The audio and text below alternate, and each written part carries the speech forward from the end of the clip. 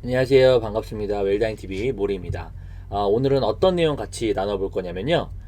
제가 이제 수업 시작 전에, 웰다잉 수업 시작 전에 우리 어르신들과 같이 한번 해보는 그 테스트가 있거든요. 그 테스트가 뭐냐면, 이제 웰다잉 체크리스트라는 겁니다. 그래서 이건 뭐냐? 나는 얼마나 잘 죽을 준비가 돼 있는지 수업 전에 한번 체크를 한번 해보는 거예요. 그래서 우리 잘 죽기 위한 준비는 과연 어떤 것들이 필요한지 오늘은 웰다잉 체크리스트를 통해서 같이 한번 이야기를 나눠보는 시간들을 가져보도록 하겠습니다. 자, 그래서 오늘 내용들은요, 제가 쓴 책이 한 권 있거든요. 그래서 누구나 죽음은 처음입니다라는 책을 제가 발간을 했는데, 이 책에 나와 있는 웰다잉 체크리스트에 관한 내용들로 같이 한번 좀 읽어보고 생각 나눠보는 시간들을 가져보도록 하겠습니다. 그래서 좋은 죽음을 위한 웰다잉 체크리스트.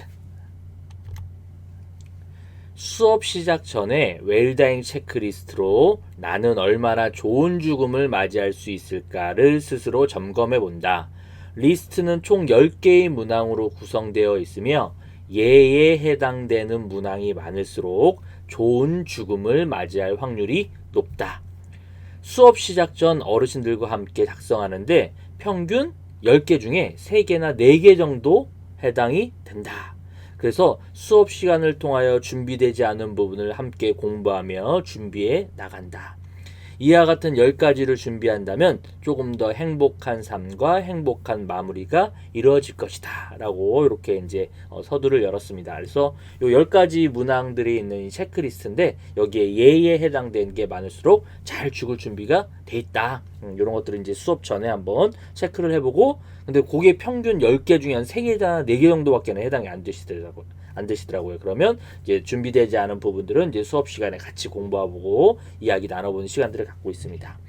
그래서 이 문항들은 어떤 문항들이냐면요, 이렇게 10가지 문항이에요. 첫 번째는 죽음에 대한 성찰과 공부가 이루어졌다.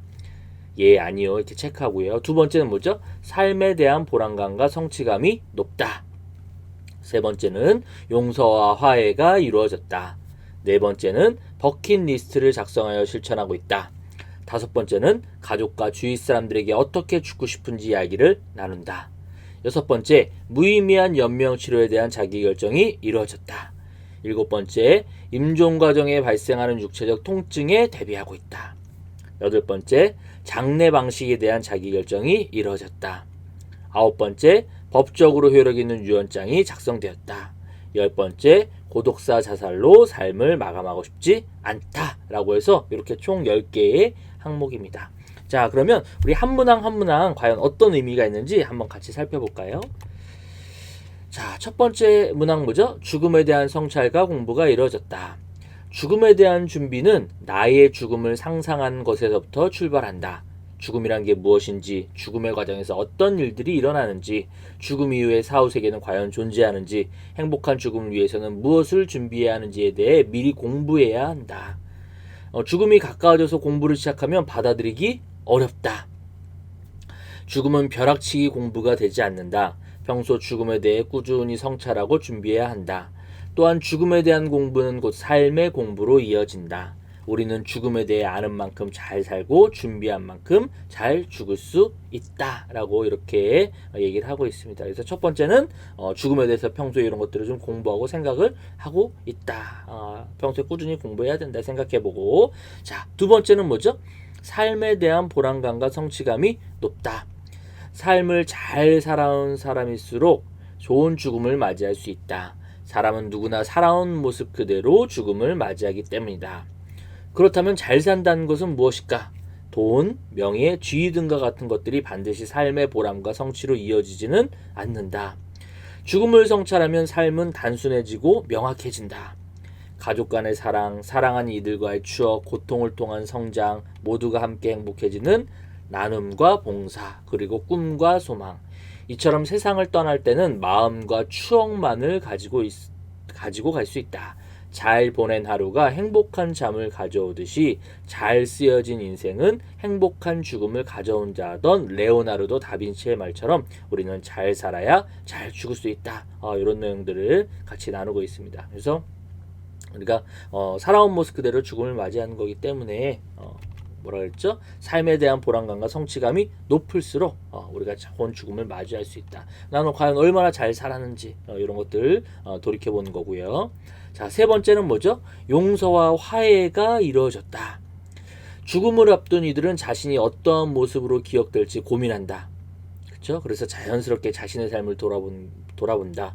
젊었을 때 내 돈 띄어먹었던 친척들, 아직도 생각하면 이가 갈리는 시댁 식구들, 남들도 아니고 어떻게 나한테 이럴 수 있는지 섭섭했던 친구들, 두고 보자 다짐하며 용서하지 못했던 이들의 모습이 그제야 눈에 들어온다. 임종전에 나의 잘못으로 사과하지 못했던 미안함도 마찬가지다. 불편한 감정들은 눈을 감기 전까지 마음을 짓누르고 발목을 붙잡는다. 용서와 화해는 상대방을 위해서도 필요하지만 궁극적으로 스스로의 마음을 치유하는 과정이다. 그래서 우리는 용서하고 또 화해해야 한다. 그래서 용서와 화해를 통해서 이런 것들을 정리를 하고 있다. 왜냐? 이런 것들이 이제 마지막 이제 임종을 앞두고서 나의 발목을 붙잡기 때문에 평소 용서와 화해를 통해서 이런 것들을 정리하고 있다. 자, 네 번째 뭐죠?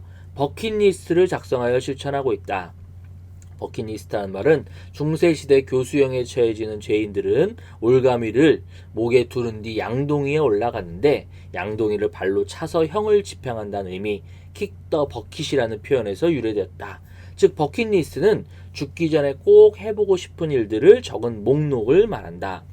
버킷리스트에는 큰 꿈들을 적는 것도 좋지만 작지만 의미 있고 실천 가능한 것들을 적어두는 것도 좋다. 죽음을 앞둔 이들은 먹고 살기에 바빴다. 남들 시선에 맞춰 사느라 자신의 삶을 살지 못했다며 후회했다. 평소 버킷리스트를 작성하여 내가 좋아하는 것은 무엇인지 어떤 삶을 살고 싶은지 돌아보는 것이 필요하다. 그래서 버킷리스트를 통하여 내가 하고 싶은 것들 이런 것들을 하나하나 하면서 살고 있다. 자, 다섯 번째는 뭐죠? 가족과 주위 사람들에게 어떻게 죽고 싶은지 이야기를 나눈다. 좋은 죽음을 위해선 스스로의 준비도 필요하지만 자신의 죽음을 함께 해줄 가족과 주위 사람들의 도움도 필요하다. 왜냐 나의 마지막을 지켜준 사람들의 도움이 필요하기 때문에요. 죽음은 혼자의 일이 아닌 공동체의 일이다. 주위 사람들의 돌봄과 배려가 있어야 본인이 원하는 모습대로 눈을 감을 수 있다. 사전 연명의료의향서, 사전 장례의향서, 장기증 서약서 등을 작성했다 하더라도 가족의 동의가 없다면 한낱 실현되기는 어렵다. 그렇죠? 그러기 위해서는 평소 죽음에 대해서 함께 이야기 나누고 약속해야 된다. 뭐 이제 사전 연명의료의향서 같은 거는 이제 가족의 동의 없이도 작성할 수 있지만 그렇다고 해도 사실은 이제 가족들이 받아들일 마음의 준비가 돼 있어야 되는 거죠. 그래서 이런 것들을 평소에 나는 어떻게 죽고 싶다, 난 마지막에 뭘 안 했으면 좋겠다, 어디로 갔으면 좋겠다, 이런 건 하지 말아라, 이런 것들을 가족들과 이야기 나누는 것이 보다 더 중요하다. 저런 걸 써놓는 것보다 이야기 나누는 것이 더 중요하다. 이렇게 얘기를 하고 있고요. 자, 여섯 번째는 뭐죠? 무의미한 연명 치료에 대한 자기 결정이 이루어졌다. 그래서 더 이상 치료가 불가능한 말기 질환일 경우 그래도 끝까지 포기하지 않고 계속 치료를 할 것인지 뭐 항암제나 이런 것들 아니면 무의미한 연명 치료를 중단하고 죽음을 받아들일지 스스로 결정해야 한다. 무의미한 연명 치료를 중단하고자 한다면 사전 연명 의료의향서 작성을 통하여 본인의 의사를 밝혀둘 수 있다. 환자의 의사를 알지 못하는 상태에서 가족들에 의해 연명치료 중단이 결정된다면 환자, 보호자, 의사 모두에게 큰 부담이 될 것이다. 그래서 무의미한 연명치료에 대해 스스로 결정해둬야 좋은 죽음이 가능하다. 그래서 내 마지막에 산소호흡기나 심폐소생술 같은 거 하지 말라고 이런 것들 내가 다 미리 결정하고 선택하고 작성해놨을 때 비로소 인간다운 죽음이 될 수 있지 않을까 라는 생각들이 있고요. 자, 일곱 번째는 뭐죠? 임종 과정에 발생하는 육체적 통증에 대비하고 있다. 그래서 우리가 위에서 말한 것처럼 무의미한 연명 치료를 중단하기로 결정한 경우에 이제 뭐 연명으로는 하지 않지만 이 말기 질환으로 인한 통증이 수반이 되는 거죠. 이제 말기암 같은 경우 통증은 이 남은 삶의 질을 좌우한다. 따라서 통증, 구토, 호흡곤란, 복수와 같은 통증 치료가 이루어져야 남은 삶을 편안하게 마무리할 수 있다. 이와 같은 완화 의료를 제공하는 것이 바로 호스피스죠. 그래서 평소 호스피스란 어떤 곳이며 어떤 도움을 받을 수 있는지 어느 곳에 위치해 있는지 확인해 둔다면 좋은 죽음에 한 발자국 더 가까이 다가설 수 있다. 이렇게 얘기를 하고 있고요. 자, 여덟 번째, 장례 방식에 대한 자기결정이 이루어졌다. 자신이 죽고 난 뒤의 장례 방식에 대해 스스로 결정해 두는 것이 좋다. 내 장례식은 어떻게 치렀으면 좋겠다. 부고를 알려야 할 사람들의 명단, 준비해 놓은 수의, 종교에 따른 장례 방식, 매장 혹은 화장 등과 같은 시신 처리 방식, 납골당, 수목장 등과 같은 유골 처리 방식 등을 사전 장례 의향서 작성을 통하여 준비해 둘 수 있다. 이와 같은 사항들을 미리 결정해 둔다면 유족의 혼란을 줄일 수 있으며 아름다운 작별의 선물이 될 수 있다. 라고 이렇게 내 장례식을 어떻게 했으면 좋겠는지 미리 결정해 놓고 이제 써놓은 것들, 의사를 표현해 둔 것들이죠. 자, 그 다음에 아홉 번째, 법적으로 효력 있는 유언장이 작성되었다. 사망 이후에 남겨진 유산 혹은 채무로 유족들의 다툼과 혼란이 일어날 수 있다. 법적으로 효력 있는 유언장을 미리 작성해 둔다면 이와 같은 문제들을 미리 방지할 수 있다.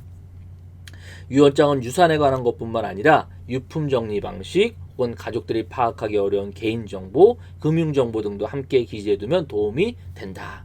또한 사랑하는 이들에게 마지막 인사를 적어둔다면 고인을 떠나보낸 슬픔을 위로하고 앞으로의 삶을 살아가는데 도움이 될 것이다. 이렇게 얘기를 하고 있습니다. 그래서 유언장 같은 걸 법적으로 효력 있는 유언장을 내가 미리 작성해 놨다. 자, 그 다음에 10번째, 고독사 사살로 삶을 마감하고 싶지 않다. 자살은 한 사람의 고통으로 끝나는 것이 아니라 본인과 가족, 주위 사람들에게 큰 상처를 남긴다. 자살은 웰다잉과 반대되는 비극적인 죽음이다. 좋은 죽음이 아닌 거죠. 또한 1인 가구가 늘어나고 있는 요즘 고독사 역시 안타까운 죽음의 모습이다. 1인 가구의 경우 왕래하는 가족과 지인의 비상연락망, 평소 가지고 있는 질환, 자주 이용하는 병원의 연락처 등을 적어 쉽게 발견할 수 있는 곳에 올려두면 신속히 대처할 수 있다. 일정 기간 연락이 닿지 않거나 안부를 확인할 수 없는 경우 주위 사람에게 신고를 부탁하는 것도 고독사를 예방하는 데 도움이 된다. 그래서 내가 이제 갑작스럽게 무슨 일이 생겼을 때 연락할 수 있는 그런 연락망 같은 것들을 이제 긴급 정보 등을 이제 적어놔서 준비를 하는 것들도 이제 고독사 예방에 도움이 될 수 있다는 거죠. 자, 그래서 이제 우리 웰다잉 체크리스트는 좋은 죽음을 돕기 위한 도구에 불과합니다. 물론 여기 해당되는 게 많으면 좋겠지만 단지 이거는 도구에 불과하다. 왜냐? 좋은 죽음은 한 번에 준비되지 않기 때문이죠. 죽음을 통해서 삶을 돌아보며 어떻게 사는 것이 잘 사는 것인지 고민하는 데서부터 시작됩니다. 그래서 죽음을 두려워하고 피하기보다 함께 이야기 나누며 준비할 때 비로소 가능할 것이다 라고 이렇게 얘기를 하고 있습니다. 그래서 이 웰다잉 체크리스트도 중요하지만 이거를 통해서 나의 삶을 어떻게 살아갈 것인지, 어떤 것들을 준비해 놓을지 죽음에 대해서 한번 고민해보고 생각해보고 이야기를 나누는 것들이 보다 더 근원이 돼야 된다라고 이렇게 얘기를 하고 있습니다. 그래서 아까 처음에 보여드렸던 그 10가지 항목에 해당되는 게 많을수록 잘 죽을 확률이 높은 거고요. 그다음에 주로 제가 하는 수업들이 이제 이런 10가지 과정들을 같이 생각해보고 이야기 나누고 공부해보는 그런 수업들을 이제 웰다잉 수업 중에 같이 진행하고 있습니다.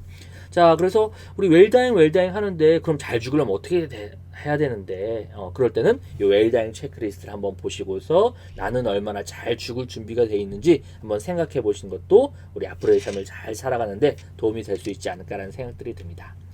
자, 이렇게 해서 오늘은 이제 웰다잉 체크리스트에 대한 이야기들을 같이 한번 나눠봤고요. 우리 이제 그럼 다음 영상에서 좀 더 의미 있는 재미있는 내용들로 다시 또 찾아뵙도록 하겠습니다. 항상 말씀드리지만요, 구독과 좋아요, 알림 설정 해주시면 영상 만드는 저한테 큰 힘이 될 것 같습니다.